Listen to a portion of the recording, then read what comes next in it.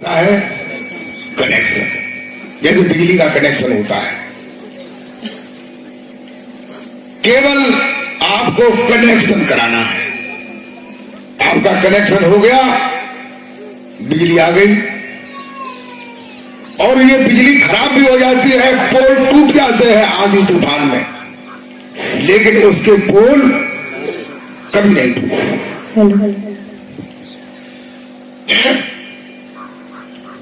ये बिजली चली जाती है पोल टूटने पर, बरसात शुरू होती है तो बिजली चली जाती है, आंधी आती है तो बिजली चली जाती है।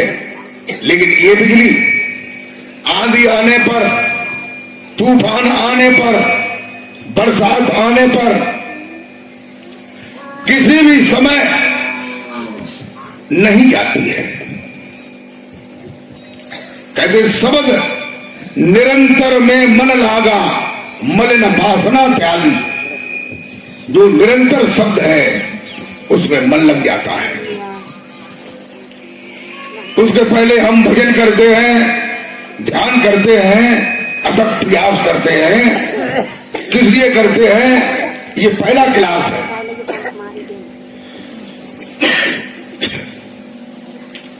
भजन जो है मन को शुद्ध करने के लिए किया जाता है, ध्यान मन को शुद्ध करने के लिए किया जाता है, चित्त को कंट्रोल करने के लिए ध्यान किया जाता है।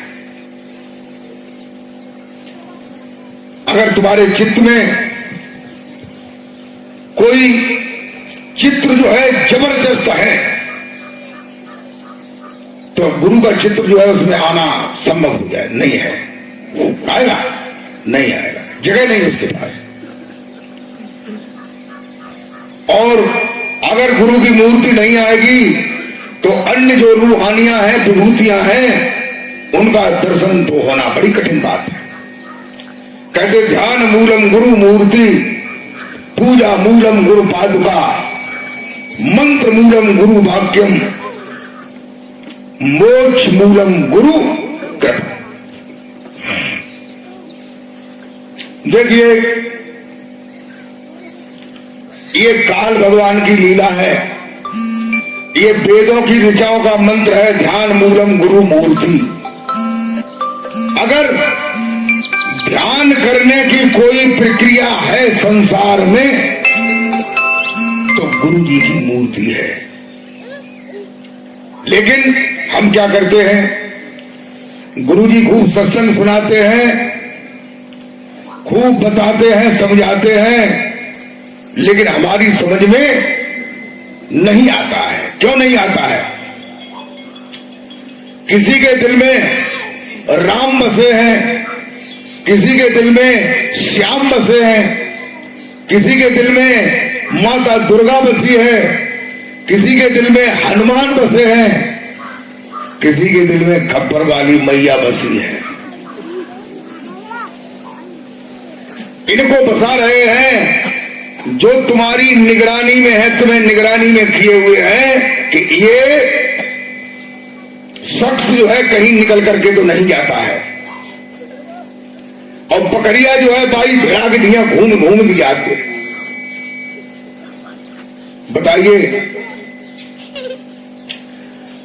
जब ध्यान करने के लिए बैठते हैं बहुत से लोगों को दर्शन क्यों नहीं होते हैं? कि वो गुरु जी की तो थोड़ी नेक याद करी, फिर क्या है राम आए न श्री कृष्ण जी आए, उनकी तलाश में है।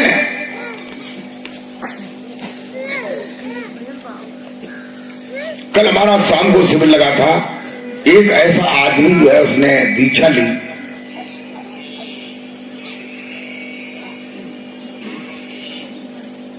जो ढोला, नौटंकी और रामलीला का मालिक था, चलाता था उस संगीत को।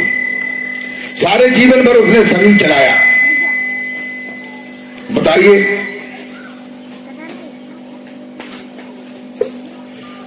सारे जीवन भर उसने संगीत चलाया। बुढ़ापे पे वो कई साल से यहां आना चाहता था, लेकिन बेचारा नहीं आ पाया।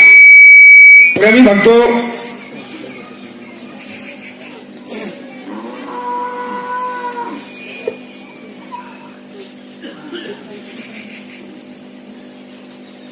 काफी समय से इंतजार में होते होते कल वो आ गए, लेकिन उनको जब दर्शन क्रिया लगवाई गई तो गुरुजी जो है उनके अंदर तुरंत आ गए।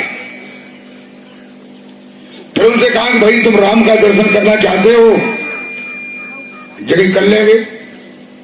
राम का दर्शन कराया, जगह कृष्ण का दर्शन करोगे, जगह क्या करें, गुरुजी है तो क्या करा तो कर ले, तो कराए दे।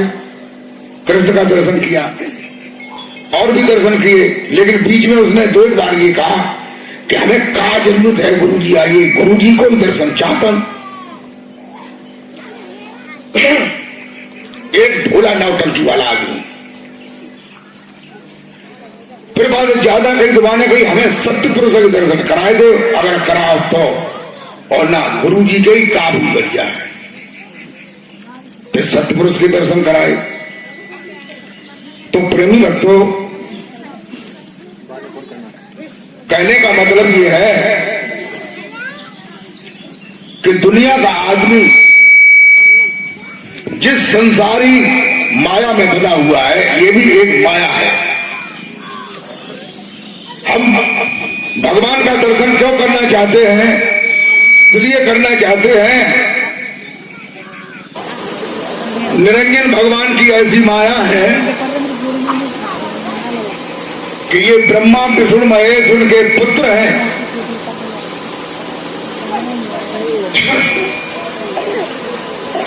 उनके बीच बीच में अवतार होते हैं, उनकी लीलाएं कथा में सुनाई जाती हैं। साधक जो है उनकी लीलाओं को सुनकर के मोहित हो जाता है और ये सोचता है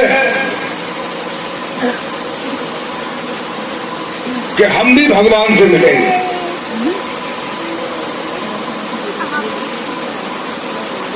लेकिन भगवान से मिलने के बाद भी भगवान ये नहीं सोचते हैं कि अपने भक्त को मोक्ष और मुक्ति प्रदान कर दें। क्यों? कि भगवान के पास खुद मोक्ष मुक्ति नहीं है, बेचारे को कहां से प्रदान करें। वो भी एक प्रधान कैसा, प्रधानी जैसा या प्रधानमंत्री जैसा एक पद है, ये पद उनकी अवधि के बाद छोड़ना पड़ता है। इस बात को हम लोग नहीं जानते। हमारे शास्त्र बताते हैं कि ये ब्रह्मा का, ये विष्णु का, ये शंकर जी का पद है। ये पद छोड़ने के बाद उन ब्रह्मा विष्णु महेश को फिर से मनुष्य बनना पड़ता है, फिर से कर्म करना पड़ता है, फिर से कर्म का संस्कार बनता है।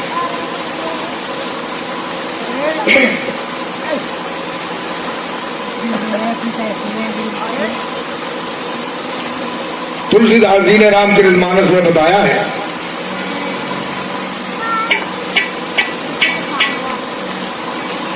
कि ईश्वर अंश जीव अविनाशी और चेतन अमल सहज सुख राशि।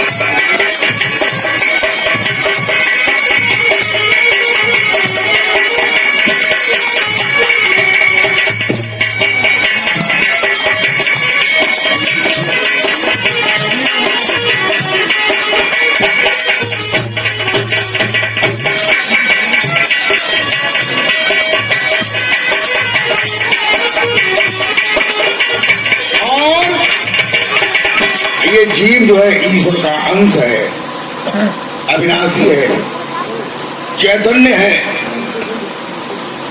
जो ईश्वर में गुण है वही इसमें गुण है। केवल एक चीज की कमी है, वो क्या है? आनंद की कमी है। उसी आनंद को ये जीव सारे जीवन भर ढूंढता रहता है और ढूंढते ढूंढते ढूंढते ढूंढते ढूंढते ढूंढते मृत्यु को प्राप्त हो जाता है और परंतु वह आनंद प्राप्त नहीं होता। कोई तो आनंद जो है खाने की चीजों में ढूंढता है, कोई पीने की चीजों में ढूंढता है, कोई देखने की चीजों में ढूंढता है। तरह तरह से आनंद को ढूंढते हैं लेकिन आनंद नहीं मिलता। अगर आनंद मिल जाए तो सत्य तो है ही और चैतन्य भी है, लेकिन आनंद नहीं है। अगर आनंद मिल जाए तो क्या हो जाएगा? सत्यचित आनंद, सच्चिदानंद स्वरूप को प्राप्त हो जाएगा। बोल जयकारा बोल मेरे सिंह महाराज की जय।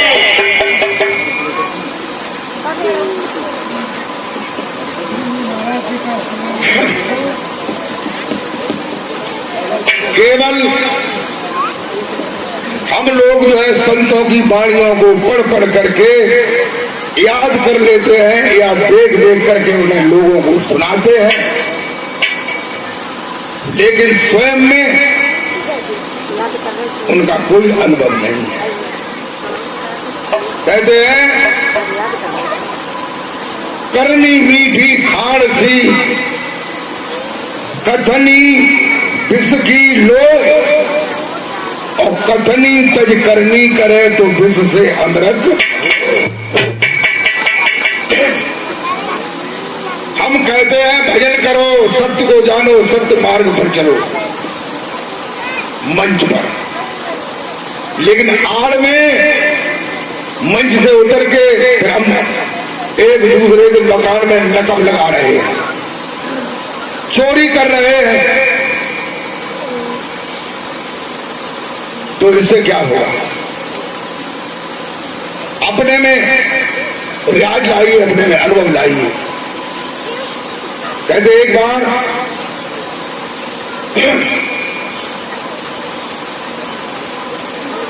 एक गांव में एक बुढ़िया थी, उसका बालक जो है मिठाई ज्यादा खाता था, तो मीठी चीज खाने से खून खराब हो जाता है।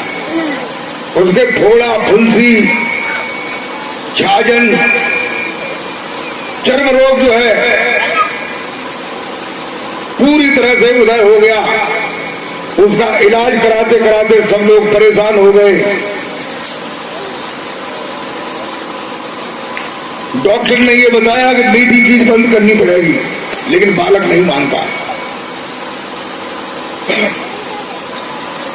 हम लोग सोचते हैं गांव में कोई कोई लोग ढीठ होते हैं तो वो बेईमानी पे उतारू हो जाते हैं, तब लोग कहते पंचायत करो।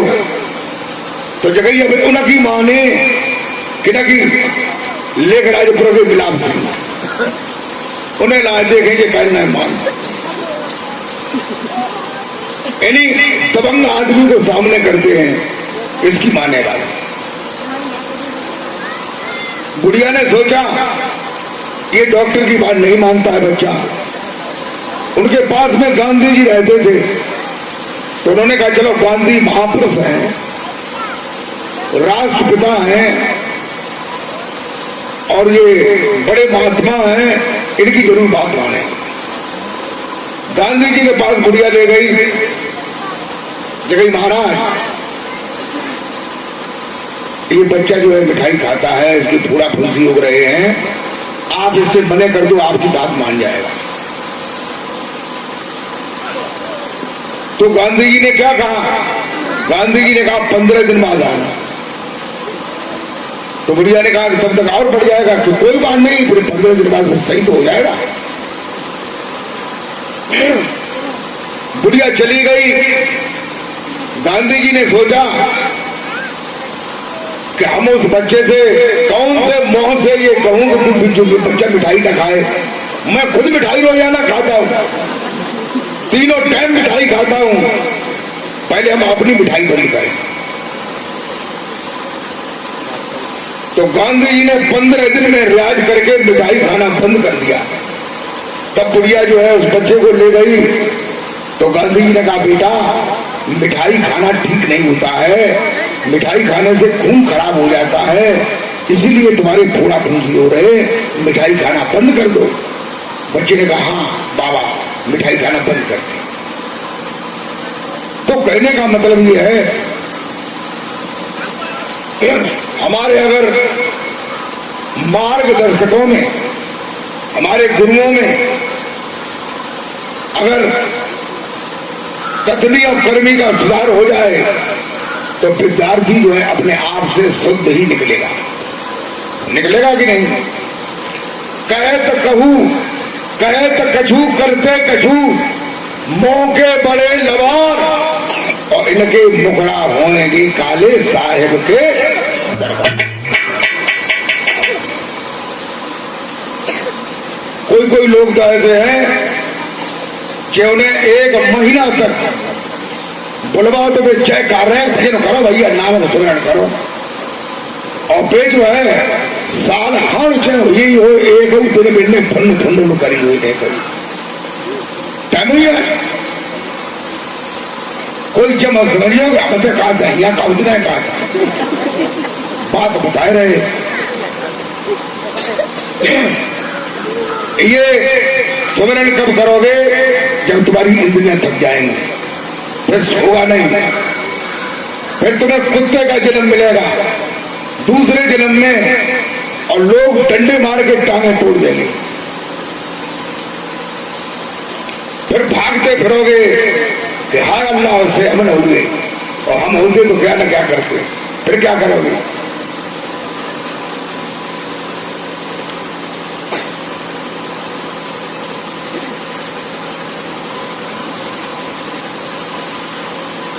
कवि साहब कहते हैं कि रहनी के मैदान में अरे कथनी आगे जाए, रहनी के मैदान में कथनी आगे जाए।